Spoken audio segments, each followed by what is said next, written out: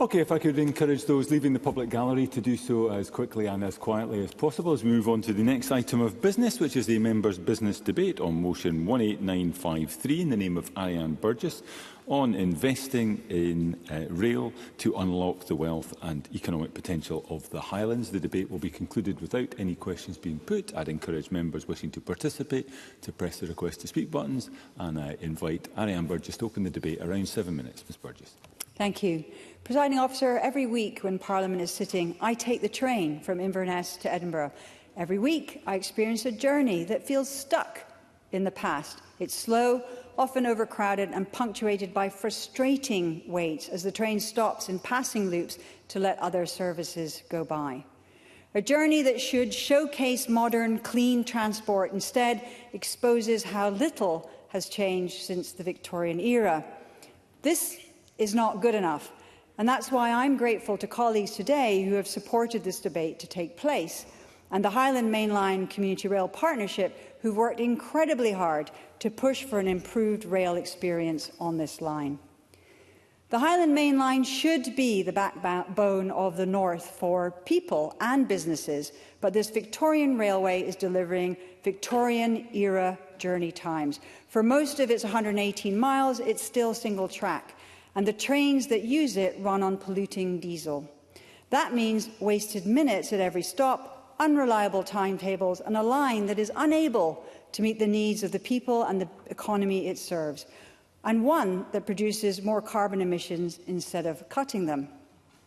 As with anything that's almost 170 years old, there comes a point where change and renewal is needed, and the evidence is clear. Dualling and electrifying the line could cut journey times, improve reliability and reduce emissions. It would be a game changer for our Highland communities. In 2024, the Central Belt to Inverness rail routes created £87 million of economic benefits, and this could grow significantly with enough upgrade, meaning any work would soon pay for itself. We could significantly scale up the current 15 passenger services a day. For communities in the Strath, this would mean real commuting options, frequent, reliable services to Inverness. And for wider Highlands, it would mean faster, cleaner connections to the Central Belt. In turn, this would improve wealth distribution, reducing its concentration in the Central Belt and spreading it along the main line to the thriving city of Inverness, into the Highlands and beyond. Likewise, instead of talking about Highland depopulation, we could see an increase in the number of people moving north. All of this would make Scotland's path to net zero emissions so much easier, whilst at the same time improving people's lives. The economic opportunities for improving the main line cannot be ignored either. Businesses need a resilient, modern freight artery, linking Inverness and Perth to the rest of Scotland, as well as England and Wales. We should be making it easier for companies to choose the climate-friendly option and move more of their goods by rail. There is enthusiasm for this in industry circles. For example, a well-known supermarket already uses the main line regularly to move consumer goods. Imagine if major Scottish industries like whisky and timber could also take advantage of an improved main line. It would mean fewer lorries on the A9, safer roads and lower carbon emissions. Yes, I'll take a brief intervention. I thank the member for giving way. I mean, would she agree that things could get even worse if the road is improved so that it's faster for both freight, which she's talking about, and cars, and then still stays the same for the railway? Ariane Burgess. Well, that's why I'm bringing this point to the Chamber. I think we really need to be looking at rail. There's been a lot of investment in rail over time, in roads over time, but not enough in the Highland Main Line. So another big business that I want to highlight in the Highlands that would benefit from the improved main line is tourism. This sector contributes almost £11 billion to Scotland's economy, and we need to make it easier for tourists to get to the magical landscapes of the north and west. The Highland Main Line runs through the Cairngorms National Park, and the Park Authority has an ambition that 25% of its visitors should be arriving by public transport. And rail must be the spine of that strategy, enabling visitors not only to arrive sustainably, but to be based in one town and then travel to explore the park by public transport, by rail. This is about more than dualling a line. It's about a vision for the Highlands where rail is the backbone that connects our communities, supports our economy and delivers our climate ambitions. We cannot settle for a 19th century railway in the 21st century. As I stated in today's motion, Network Rail's work on passing loops must be acknowledged, but this work is picking at the low-hanging fruit. And while what rail users really need is much bigger change. Namely, we need the Highland Main Line to be dualled and for it, along with Scotland's other key rail routes, to be electrified. Doing so would make a major difference. Look at HS1 in southeast England. Trains on this doubled electrified railway can hoover up 70 miles between London and the Channel in 45 minutes. While the Highland Main Line route has a tougher landscape to navigate than HS1, trains could be sped up significantly and a lot of capacity could be added if we dual and electrify the line. The Scottish Government has itself said the journey time of 2 hours and 45 minutes is possible on the route and has previously promised the people of the Highlands faster rail, such as when it pledged to shave 30 minutes of journey times on the main line in 2008. In the 17 years since, just 4 minutes have been saved.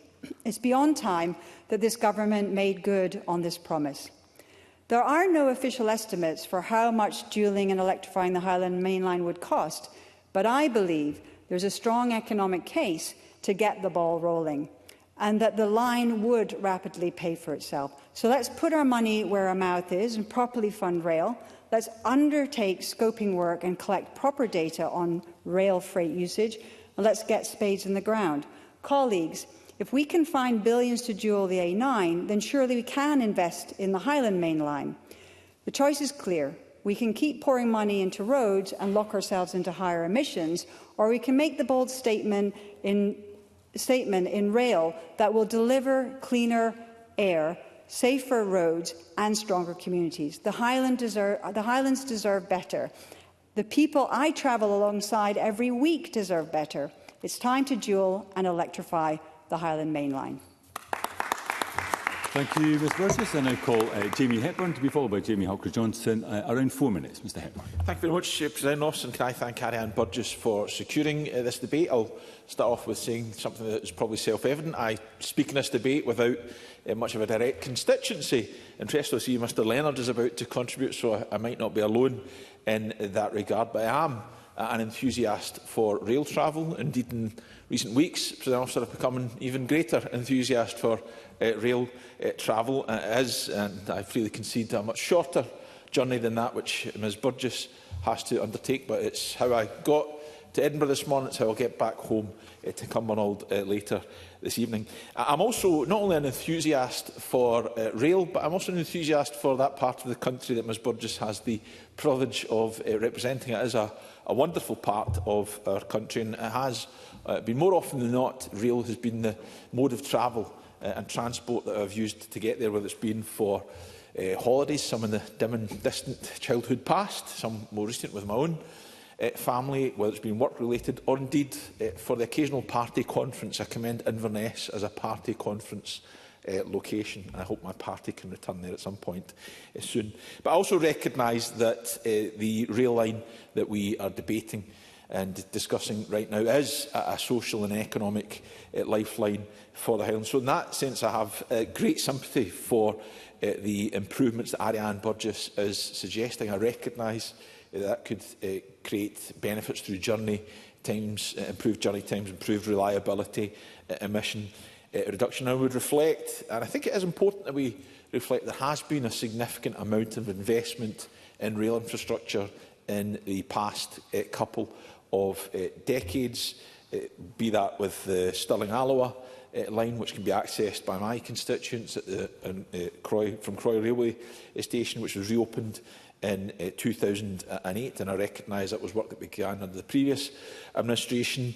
Borders Railway, my wife is a borderer, and that is another part of the country that I travel to regularly. There's been great benefits to the communities in the south of Scotland there. And of course, we've just seen the 10th anniversary. And of course, Leavenmouth just being reopened last year, which will alleviate some of the pressure of commuter traffic from Fife. And of course, that speaks to one of the challenges that government has had to face up to in relation to rail transport. That's been undoing some of the savagery that was undertaken by the beaching cuts back in the 1960s. But the challenge that I suppose, and Ms Burgess, it says it in her, she alludes to it in her motion, but she's also addressed it directly in her contribution today. The other great challenge we have to face up to is chronic underinvestment in our railways over decades under previous UK governments. That's just a fact of the matter. And when she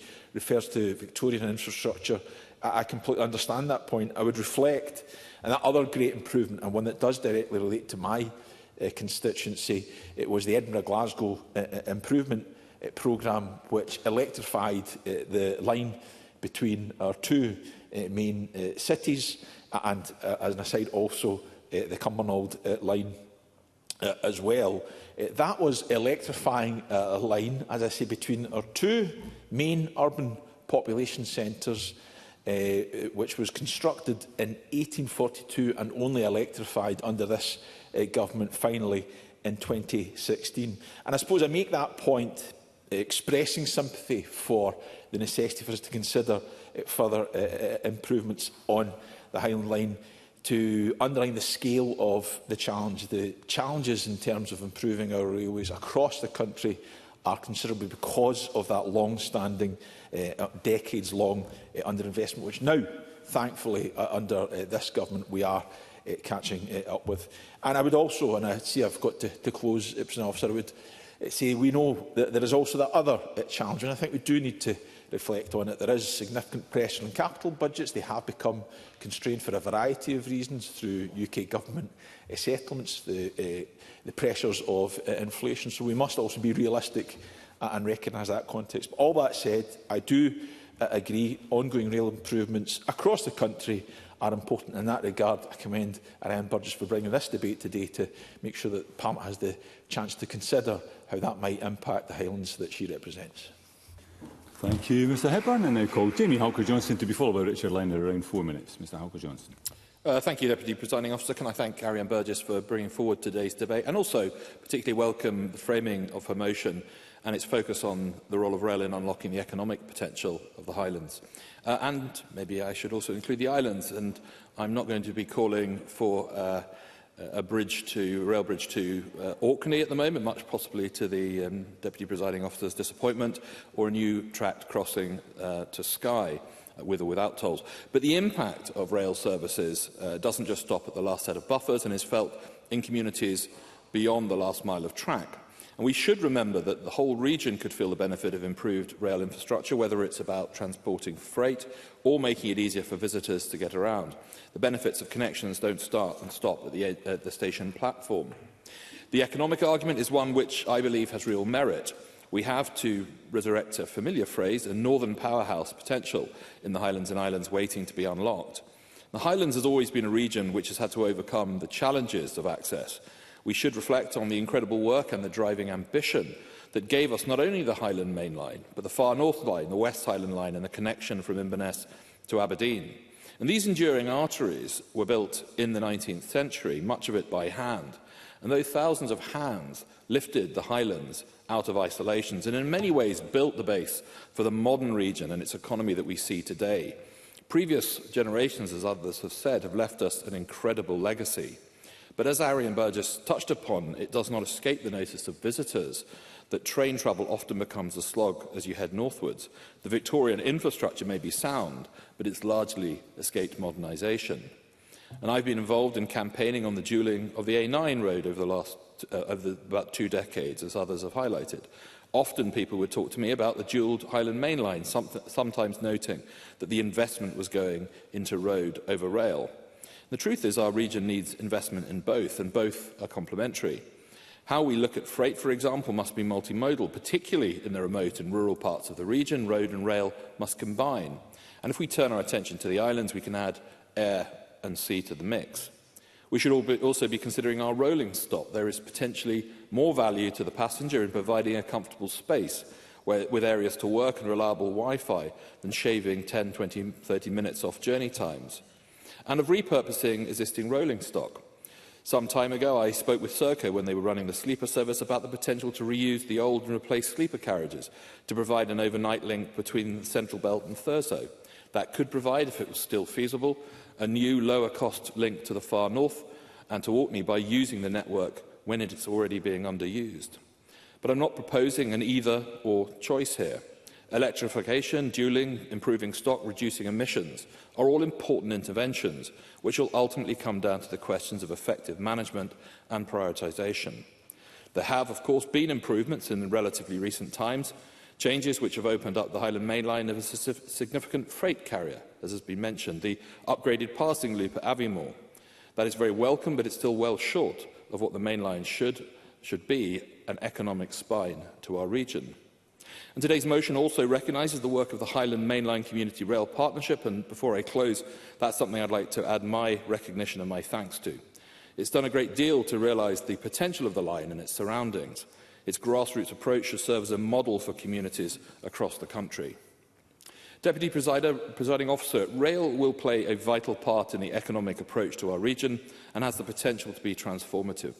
We know all too well the important role that rail links have played in economic transition, and the Highlands and Islands should be no exception. There is real potential for improvement and for genuinely an ambitious approach. There are many small gains that we can realise quickly, and many larger-scale projects that should be advanced at pace. There is clearly a great deal of goodwill from across the Chamber for improvement, and I hope the Scottish Government takes note of that. Thank you. Thank you. I now call Richard Leonard to be followed by Mark Ruskell, around 4 minutes. Thank you, Deputy Presiding Officer. And can I thank Ariane Burgess for leading this debate in Parliament? And can I begin as well by reminding members of my voluntary register of interest as the convener of the Rail, Maritime and Transport Scottish Parliamentary Group, which Mr Hepburn would be very welcome to join. And it's in that capacity that I am reliably informed that under the Rail Systems Alliance Scotland Control Period 7, safety, infrastructure and engineering works are being carried out on the Highland Main Line after many years of neglect. But a debate of this importance does require us to be honest with the people that we are here to represent. And dualling the Highland Main Line and even its full electrification, as I understand it, isn't on the near horizon.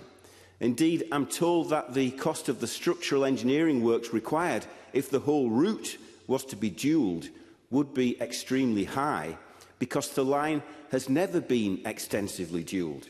But if we can dual roads like the A9, why can't we dual railways like the main line to the Highlands?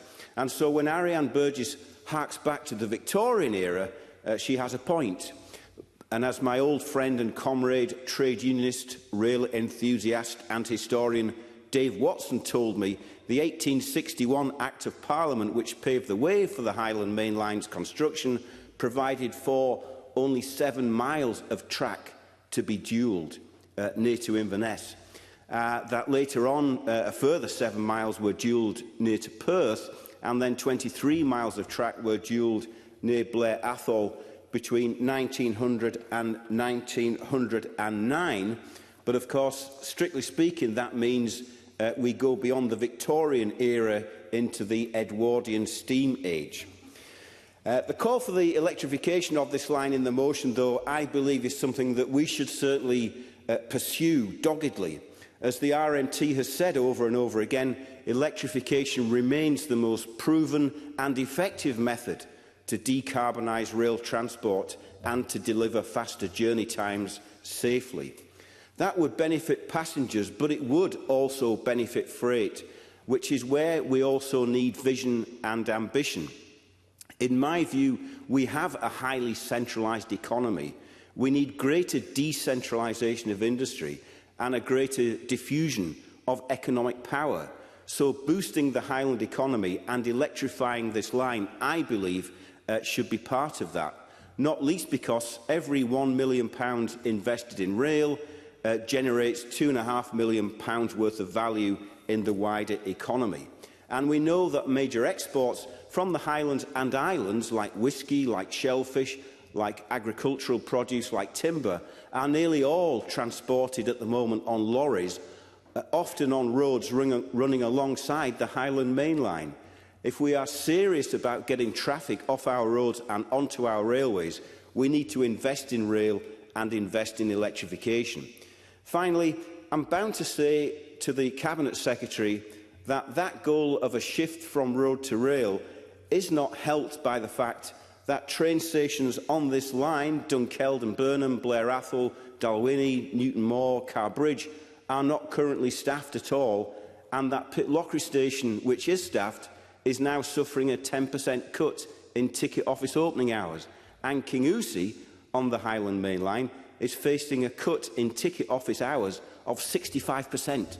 65%, that's more than 27 hours a week when the ticket office is now closed, when formerly it was open. So this, in my view, is diminishing passenger service, diminishing passenger safety and diminishing passenger accessibility. So let's use the public ownership of the railway to invest in it, to invest in the infrastructure, to invest in safety, to invest in reliability, but to invest in the people who work on it too.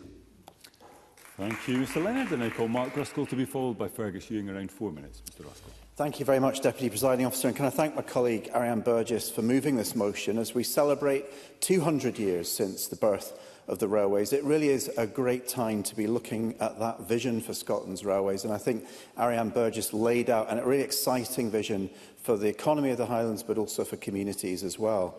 Now, I welcome that there have been some small improvements to the Highland Main Line in Perthshire in my region. So the £3 million upgrade of Dunkeld and Burnham Station, for example, very welcome, extending platforms to allow longer train services to stop, improving access by raising platforms, improving waiting areas. All of this is really welcome. And the partnership working with the Community Station Group, I think, has been very positive. But, all of these improvements so far have been about maintaining the railway. They're not game-changing investments that can deliver the real potential of the Highland Main Line. And the work at Dunkeld and Burnham in itself is only one step in the right direction. The station remains cut off from the community by the A9, and it needs to be fully reconnected. But so far, proposals put forward by the community for the road to enter a short underpass have been rejected.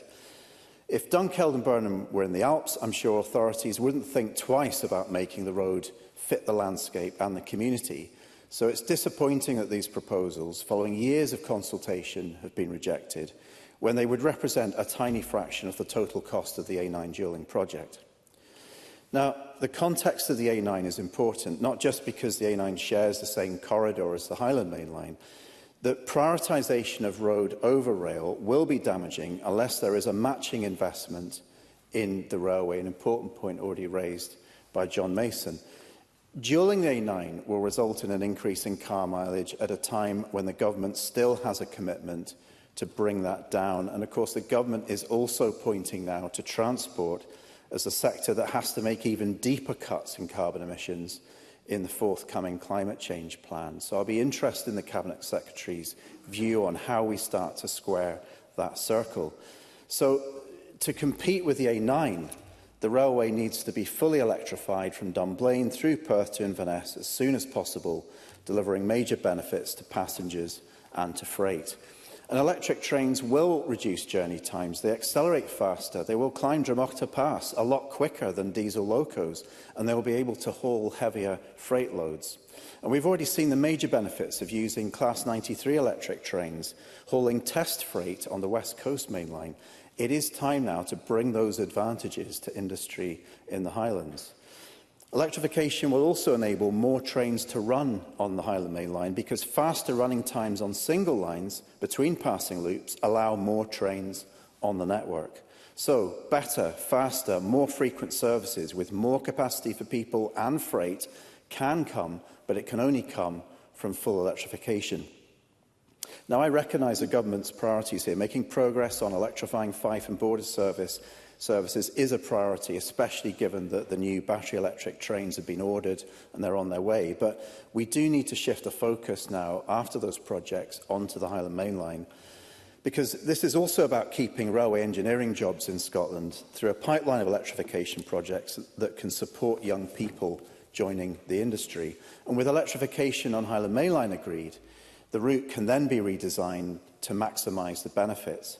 New and altered crossing loops, double tracking and freight-specific enhancements could be planned out to meet the needs of industry and passengers for generations to come. So to reflect on Richard Lennon's point, this is a step-by-step process. Electrification first, then we can start looking at dualling and other enhancements. So in concluding, Presiding Officer, the Highland Main Line is the key to unlocking that industrial potential of the Highlands.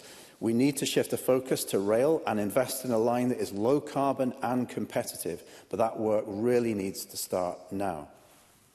Thank you, Mr Ruskell. We'll now come to the final speaker in the open debate, Fergus Ewing, around 4 minutes. Mr Ewing.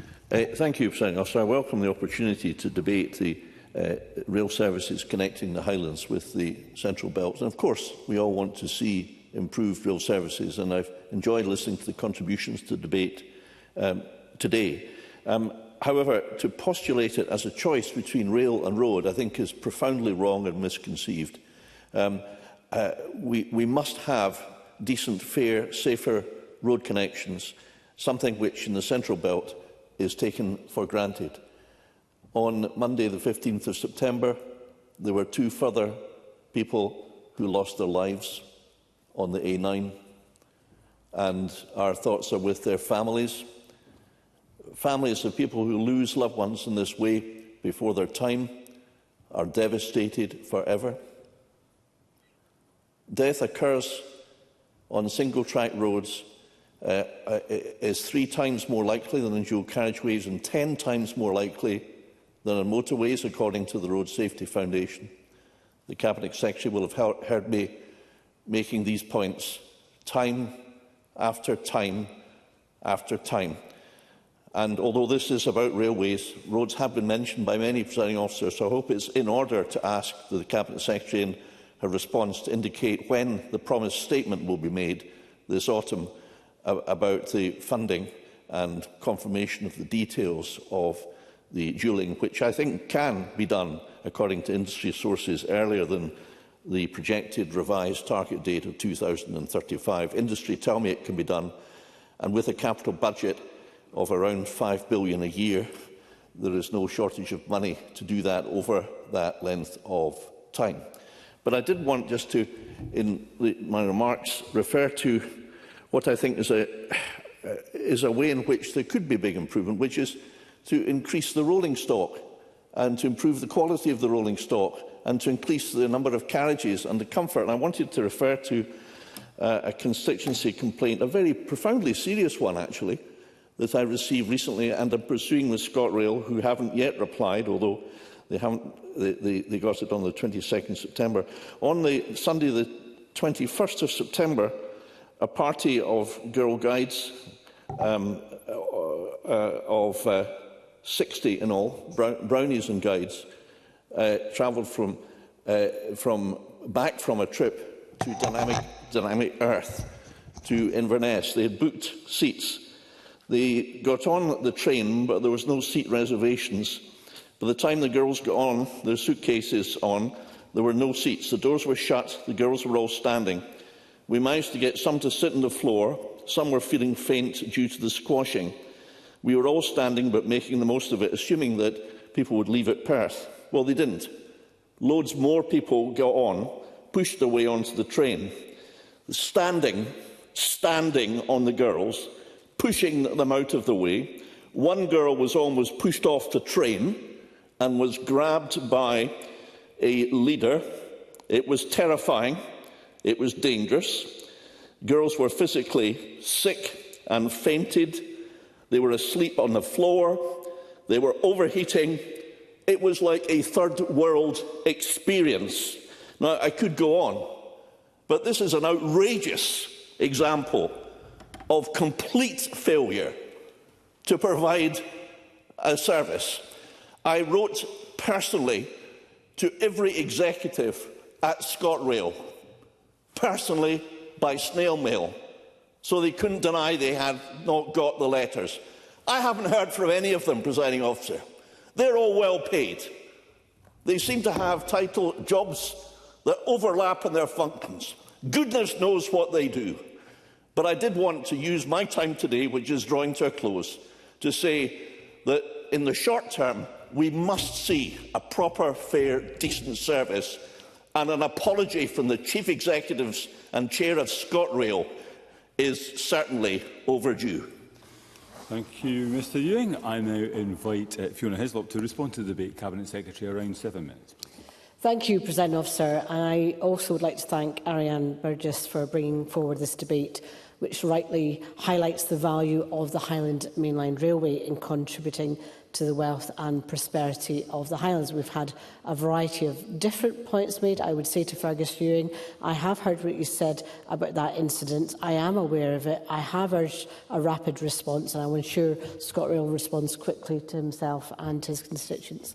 Ms Burgess refers to the Victorian era, and I will point out the fact that the quickest journey time from Inverness to Perth has reduced from 3 hours 15 minutes in the late 19th century to 2 hours 3 minutes in the present day. There is, of course, a distinct charm and character at stations along this stretch of railway, and I want to pay special thanks, as others have done, to the Highland Mainland Community Rail Partnership for all the work they do in creating a welcoming environment for passengers who are visiting the Highlands. And I am aware of the positive changes that they have made through various projects, including the installation of new signage at Pitlochry Station to support wayfinding towards local amenities and cultural hubs, and also maintaining the historical assets along the line through the restoration of the Dalwhinnie Station clock and the Victorian semaphore signal at Pitlochry Station. There is currently a focus on investing in rail to unlock the economic potential of the Highlands. I understand that. Therefore, I'm sure my colleagues will want to join me in celebrating the investment the Scottish Government has already made to unlock this potential. In 2023, we opened Inverness Airport Station as part of our £42 million Scottish Government investment to increase capacity and strengthen resilience on the network, as well as providing a new green means of access to the airport for passengers and staff. The new station serves the Inverness and Airport Business Park and growing new town of Tornagreen. And as Mark Ruskell pointed out, of course, there have been improvements, and that includes the £57 million Phase 2 of the Highland Main Line Enhancement Programme completed in March 2019, and also the platform extensions that he has just relayed as well. This year, as we've heard, we've invested over £3 million to improve access within Dunkeld and Burnham Station for those with reduced mobility, facilitating wheelchair users to board and alight at the station for the first time. Ariane Burgess stated that we should make things easier for freight and for timber, and that was a point also made by Richard Leonard. They may not be aware, but yesterday I announced a £3 million of Scottish Government investment to enable the construction of a new £11.2 million rail freight terminal at Dalcross.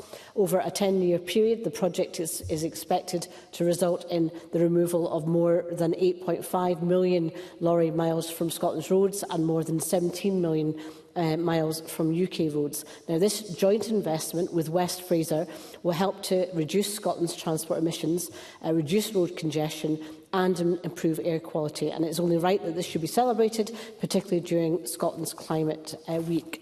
Supporting private investment is key to success, as Highland Springs Rail Freight Terminal at Blackford has already demonstrated. This facility, which received £4.47 million of Scottish Government funding, will remove a minimum of 10 million lorry miles from Scottish roads in the first 10 years of operation.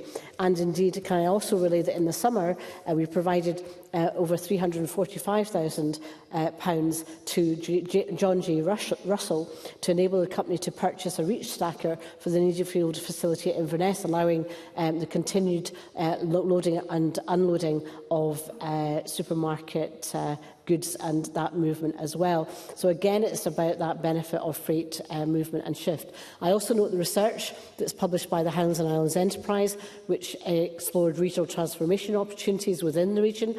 I've asked my officials to work with colleagues across the Scottish Government and partners in the renewables industry to consider opportunities for transport to support this work.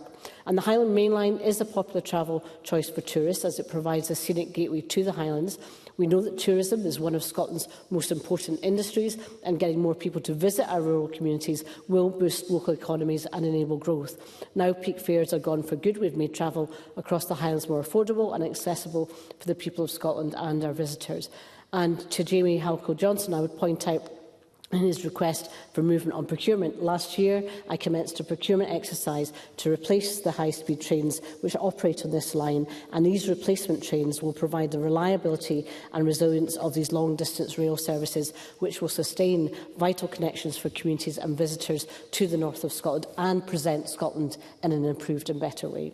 So I am proud of that ScotRail is one of the highest performing train operators in the UK. However, we know that it can perform better, not least in the Highland Main Line, which is why the Scottish Government continues to press our delivery partners to improve train punctuality and reliability across Scotland's railway. Presiding Officer, I fully welcome the opportunity to celebrate the importance of the Highland Main Line and recognise the central role it plays in unlocking the economic potential of the Highlands. As I close my remarks, I'll give way briefly to Mr Ruskell. Mark Ruskell, briefly. Cabinet Secretary for giving way. I would have liked the Cabinet Secretary to reflect on the core of this debate, which is about electrification. We've heard from a number of members in this debate that electrification can really unlock the opportunities for freight, for passenger. It can transform what this line does. Instead of having diesel locos chugging at 20 miles an hour up Dromochta Pass, we can have something that's truly modern. Can the Cabinet Secretary say a little bit more about where electrification of Highland Main Line sits within the Government's wider programme of electrification and decarbonisation of the entire rail network? Are we going to get Cabinet Secretary. Interrupted me, I would have come to make remarks about what he has just raised. So in terms of the unlocking the economic potential of the Highlands, we know that not only does electrification and decarbonisation of the railway stimulate growth for those that use it, but also in and of itself, rail investment helps generate income in terms of that spend. He will have heard, and he referred to it in his own remarks, that we have, and the importance of that continued pipeline of decarbonisation. It provides in Scotland, as we often hear from our colleagues south of the border, a much more value for money for the Scottish Government in terms of that level of investment. So we have announced our investment for the electrification and partial electrification in both Borders and in Fife. And in terms of that continued decarbonisation, we will be publishing our decarbonisation refresh that people are anticipating, because we do need to complete the decarbonisation, and more information will be available when that's published. And obviously, with our climate change plan and our goals for 2045, essentially requiring us to look at decarbonisation across many modes, that is the appropriate place where we'll set out those plans.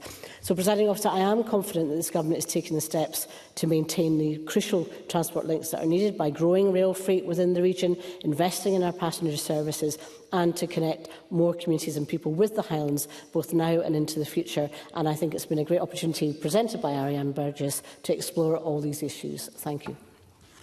Thank you, Cabinet Secretary. That concludes the debate, and I suspend this meeting of Parliament until 2:30.